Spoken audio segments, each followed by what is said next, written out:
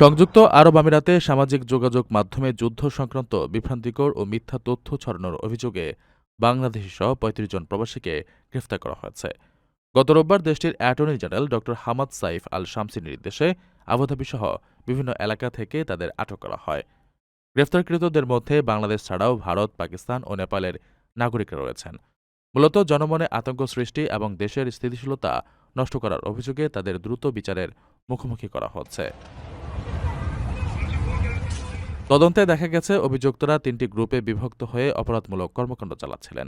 প্রথম গ্রুপটি আমিরাতের আকাশসীমা দিয়ে ক্ষেপণাস্ত্র যাওয়ার প্রকৃত ভিডিও ক্লিপের সঙ্গে আতঙ্কজনক মন্তব্য জুড়ে প্রচার করছিল।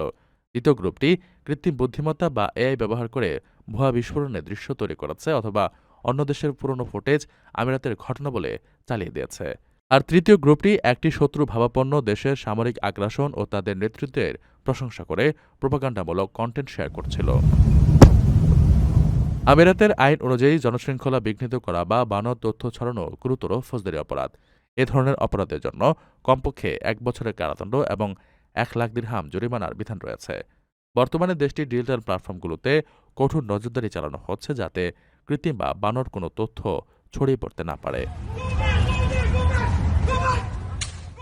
রমজানের প্রতিটি মুহূর্ত অমূল্য। লাইনে দাঁড়িয়ে ইবাদতের সময় নষ্ট করবেন কেন?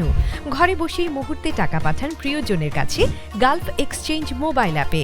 দ্রুত ও নিরাপদে টাকা পাঠান বিকাশ ও ব্যাংক অ্যাকাউন্টে। এই রমজানের সময় দিন ইবাদতে, টাকা পাঠান গালফ এক্সচেঞ্জ মোবাইল অ্যাপে। গালফ এক্সচেঞ্জ, বাংলাদেশিদের প্রিয় এক্সচেঞ্জ।